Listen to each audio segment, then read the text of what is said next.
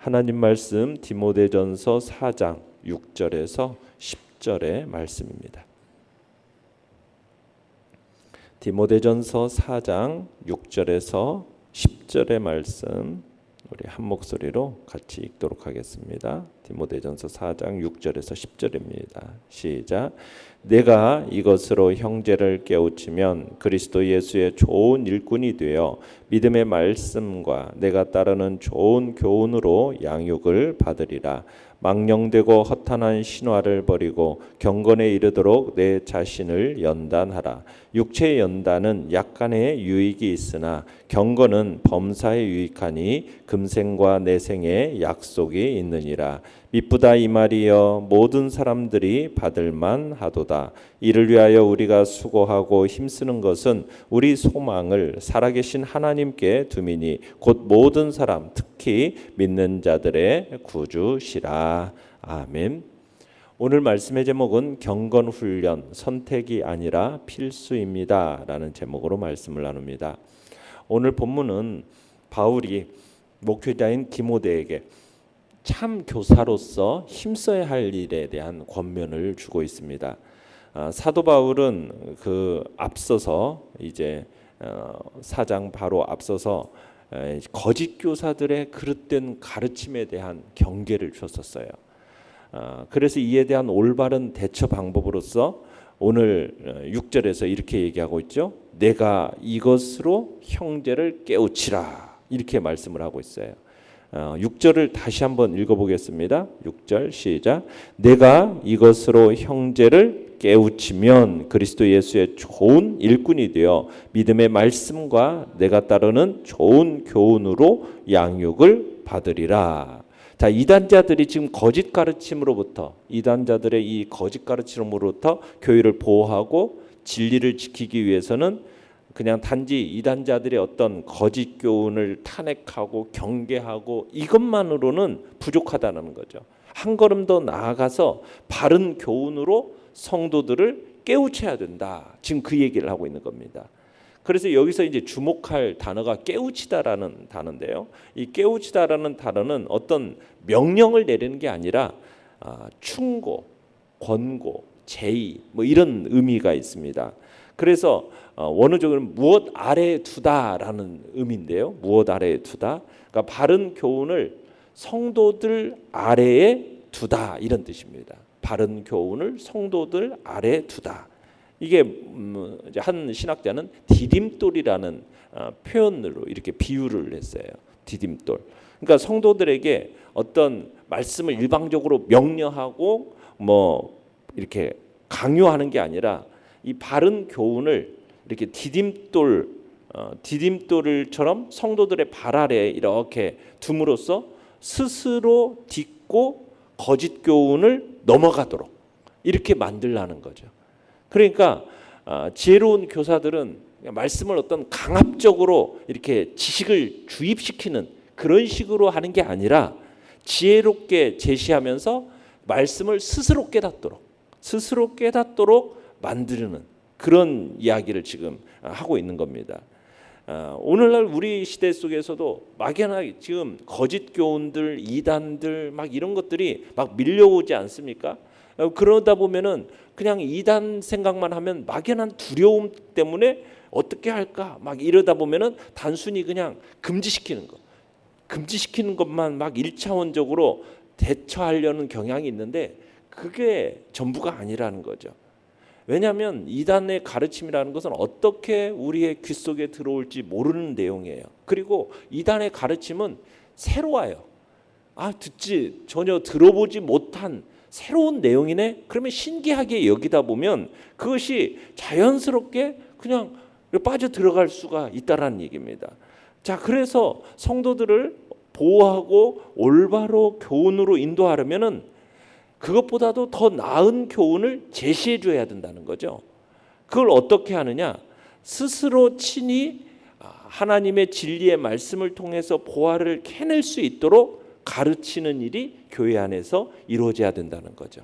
그래서 그럴 때 이제 성도들이 하나님의 말씀에 대한 흥미를 가지고 성경 속으로 들어가서 어떠한 허황된 거짓 교훈에 미혹되지 않도록 진리의 바른 길을 갈 수 있도록 그렇게 하게 하는 것이 바로 이제 참된 교사가 하는 일이라는 거죠. 그래서 지금 디모데에게 이 거짓 교훈으로 인하여서 그걸 뭐 금지시키는 것만이 아니라 그렇게만이 아니라 하나님의 말씀을 디딤돌처럼 그들 속에서 해서 이 거짓 교훈을 넘어갈 수 있는 그런 자리에까지 이렇게 깨우치는 일을 해 나갈 것을 지금 디모데에게 권면하고 있는 것입니다.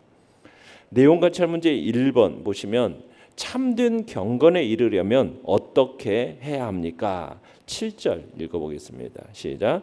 망령되고 허탄한 신화를 버리고 경건에 이르도록 내 자신을 연단하라. 자, 여기서 보면은 망령되고 허탄한 신화를 버리라. 이것이 먼저죠. 자, 망령되다라는 말은 뭐냐면 이렇게 사람들에게 이렇게 밟힌다라는 의미가 있어요. 그러니까는 사람들에게 밟히는 맛 잃은 소금처럼 이렇게 거룩함을 상실하는 그것이 이제 이 망령되다라는 단어니까 그런 정말 사람들에게 밟힐 그런 망령된 거룩함을 상실한 그런 이제 이야기들 또 허탄한 신화 이 허탄한 신화라는 것은 할머니가 뭐 이제 옛날 이야기 또 뭐 어린아이를 재울 때 토닥토닥거리면서 들려주던 허황된 이야기 이게 이제 여기서 허탄한 신화입니다. 그런데 이제 우리가 6절하고 연결시켜서 보면은 그 앞에 믿음의 말씀과 좋은 교훈으로 양육하면 이라고 되어 있죠. 그러니까 믿음의 말씀과 좋은 교훈으로 양육받되 그러나 망령되고 허탄한 신화는 버려라. 지금 그렇게 얘기를 하고 있어요. 그러니까 디모데가 교회의 지도자로서 올바로 성장하기 위해서는 어려서부터 받았던 그 선한 교훈들, 사도 바울로부터 받았던 그 진리, 그것으로부터 양육받되 반대로 헛되고 쓸모없는 이야기들은 멀리하고 버려야 된다라는 거죠. 영적 불량식품들은 멀리하고 오로지 참된 양식, 말씀과 진리 이것만 부지런히 섭취해야 된다. 지금 그 이야기를 하고 있는 겁니다. 그러면서 경건에 이르도록 내 자신을 연단하라 이렇게 얘기를 하고 있어요. 그러니까 참된 양식, 진리의 말씀 여기에를 부지런히 섭취하는 데 힘쓰고 그러면서 경건에 이르도록 내 자신을 연단하라. 이 연단하라는 단어는 일종의 체육 용어입니다. 요즘에 이제 뭐 파리 올림픽 하고 있는데 운동 선수들이 경기에 출전하기에 앞서서 올림픽에 앞서서 얼마나 이 사람들이 자신의 정말 피땀 어린 훈련을 했겠어요. 그죠? 그와 같은 운동 선수 이 당시 이제 사도 바울 당시에도 헬라 로마 사회에서 유행하던 체육 경기 요즘 같은 이제 올림픽 경기죠. 그런 것에 비유해서 지금 이 영적 훈련을 강조하고 있는 겁니다. 왜냐하면 참된 경건이라는 것은 하루아침에 이루어지는 게 아니기 때문이에요. 이 경건, 참된 경건은 지속적인 훈련을 통해서 이루어지는 거예요. 지속적인 훈련. 이걸 통해서 얻을 수 있는 거예요. 진정한 그리스도인이 되고 정말 참다운 그리스도의 제자의 삶을 살기 위해서는 평소에 이 경건의 훈련을 치열하게 노력하지 않으면 안 됨을 우리에게 가르쳐주고 있는 것입니다. 자, 내용 관찰 문제 2번입니다. 경건의 연단이 필요한 사람은 누구입니까? 자, 7절에서는 이렇게 얘기하죠. 경건에 이르도록 내 자신을 연단하라. 자, 누구에게 명령하고 있는 겁니까? 디모데에게, 목회자인 디모데에게 경건에 이르도록 연단할 것을 명령하고 있어요. 그러면은 목회자에게만 이 경건의 연단이 필요한 거냐? 아니라는 거죠. 19절로 가봅니다. 9절 읽어봅니다. 시작. 미쁘다 이 말이여 모든 사람들이 받을만 하도다. 경건의 연단이 필요한 사람은 특정한 몇몇 사람만이 아니라 뭐라고요? 모든 사람들이 해야 한다라고 얘기하고 있어요. 모든 사람들이. 왜요? 이것을 믿고 받아들인 사람들을 결코 실망시키지 않을 것이기 때문에 모든 사람들이 경건의 훈련을 해야 된다. 자, 그러면서 연구와 묵상 문제 3번을 보시면, 자, 바울이 경건의 연단을 육체의 연단과 비교하는 이유는 무엇이며 경건의 연단을 꼭 받아야 하는 이유는 무엇일까요? 자, 8절 읽어보겠습니다. 시작. 육체의 연단은 약간의 유익이 있으나 경건은 범사에 유익하니 금생과 내생에 약속이 있느니라. 자, 육체의 연단과 경건의 연단이라는 것은 각각 유익이 있다라는 점에서 일치하기 때문입니다. 네. 자, 이게 이제 왜 비교가 되냐면 이 유익에 있어서 이렇게 이제 서로 일치되는 점이 있기 때문에 비교가 되면서, 그러면서도 범위에 있어서는, 유익의 범위에 있어서는 현격한 차이를 나타내기 때문에 또 비교를 하는 겁니다. 이 육체의 연단, 운동이라는 것은 유익해요. 그죠? 우리에게 있어서 운동과 훈련을 통해서 육체가 건강해지고, 그리고 정신의 집중력이 강화되면서 정신력도 좋아지고, 그래서 운동이라는 것은 좋은 거예요. 그런데 아무리 육체의 이 연단이 많은 유익을 가져다 준다 할지라도 뭐에 비하면, 이 경건의 연단에 비하면, 경건의 훈련이 가져다 주는 유익에 비하면 그것은 아무것도 아니라는 거예요. 이 경건의 연단의, 이 경건의 훈련은 무한한 유익이 있다라는 거예요. 경건이 가져다 주는 유익은 모든 면에서 유익하기 때문이라는 거죠. 이 육체의 연단이라는 것은 잠시 이 땅에서만 있는 유익이라는 거예요. 그렇지만 이 경건의 연단이라는 것은 이 땅에서만이 아니라 이후의 영원한 세상에까지 무궁히 지속될 것이기 때문이라는 거죠. 그래서 날마다 경건을 연단하고 신령한 삶을 살아가는 것, 이것이 이 땅에서 하나님의 축복을 받을 뿐만 아니라 이후에 하나님의 나라에 가서도 상상할 수 없는 놀라운 상급과 영광이 기다리고 있음을 이야기하고 있는 것입니다. 이런 영광, 이 영광에 비한다면 육체의 연단이 가져다주는 이 땅에서의 유익이라는 것과는 비교해 보면 이 땅의 유익과는 거의 없다 할 정도로, 과언이 아닐 정도로 이 경건의 연단이 훨씬 더 유익이 있음을 얘기하고 있는 겁니다. 그러면서 10절을 읽어봅니다. 시작. 이를 위하여 우리가 수고하고 힘쓰는 것은 우리 소망을 살아계신 하나님께 두미니 곧 모든 사람, 특히 믿는 자들의 구주시라. 자, 경건이라는 것은 육체의 연단과 비교할 경우에 범사에 걸쳐서 유익을 주고 금생과 내생에 약속을 제공하는 겁니다.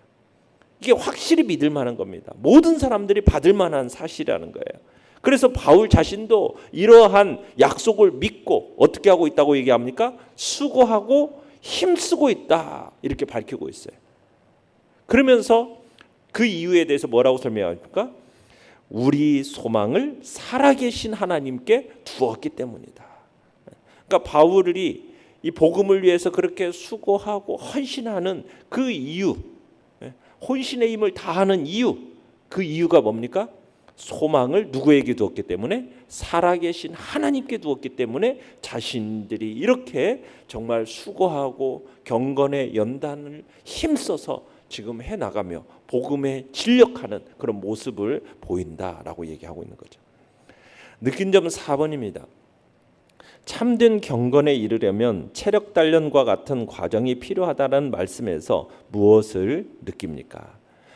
진정한 그리스도인은 꾸준한 훈련을 통해서 만들어진다라는 것을 우리가 느끼게 됩니다. 그리고 참된 경건이라는 것은 하루아침에 이루어지는 게 아니다. 지속적인 훈련을 통해서만 얻어질 수 있음을 이 말씀을 통해서 우리는 느끼는 거죠. 왜 그러느냐? 예수 그리스도를 우리가 믿음으로 말미암아 하나님 앞에 구원을 받고 의롭다 하나님께 인정은 받아요. 그러나 그 전에 살아왔던 삶의 모습이 있어요. 뭐가 있습니까? 육신의 정욕을 따라 살던 그런 습성이 있어요. 복음을 통해서 회심한 이후에도 하나님 중심으로 살도록 어떤 존재론적인 전환은 되었지만 여전히 뭐가 남아 있습니까? 물체의 관성이 있듯이, 운동선수에게도 과거의 나쁜 자세가 있듯이 그것이 성도들도 거듭나기 이전에는 과거의 그 나쁜 육적 습관이 남아있단 말이죠. 이런 과거의 습관을 제거하지 않으면은 이 습성들이 툭툭 튀어나와서 영적 진보를 방해하게 된다는 겁니다. 이게 이제 우리가 대표적인 예가 주님의 제자들의 모습 속에서 우리가 발견하지 않습니까? 평소에는 그렇게 주님을 잘 따르고 막 주님을 위해서 죽기까지 헌신하겠다라는 장담도 하지만 결정적인 순간이 딱 다가오면 과거의 약한 모습으로 다시 돌아가는 그런 모습들이 보였잖아요. 우리의 삶에 있어서도 마찬가지라는 거죠. 평소에는 정말 막 믿음이 정말 뛰어난 것처럼 보여요. 정말 주님 중심으로 살 것처럼 막 보이고 말만 볼 때는 정말 대단한 사람처럼 보이는데 진짜 작은 고난이 찾아오고 또 어떤 문제가 딱 발생하면은 그 사람의 믿음이 드러나게 돼 있거든요. 그 사람이 진짜 어떤 사람인가는 고난이라는 것이 한번 딱 다가오면 그 사람의 실제 모습이 실체가 드러나게 되어 있어요. 조금만 위기가 닥쳐도 그동안의 그 말로써 했던 그 믿음들은 다 사라져버리고 그 전에 인간적인 모습으로 돌아가는 경향들이 많다라는 거예요. 그러지 않기 위해서는 진정한 우리가 그리스도인으로서 참다운 제자로서의 삶을 살기 위해서는 평소에 그 경건의 훈련을 치열한 노력 속에서 해야 된다는 거예요. 그렇지 않으면은 우리의 이 옛 습관들이 툭툭 튀어나오게 되어 있다는 거죠. 선수가 선수촌에 들어간다고 해서 거기서 곧바로 훌륭한 선수가 되는 게 아니거든요. 군인이 그냥 훈련소에 입소했다고 해서 그 사람 자체가 곧바로 훌륭한 군인이 되는 것이 아니라고요.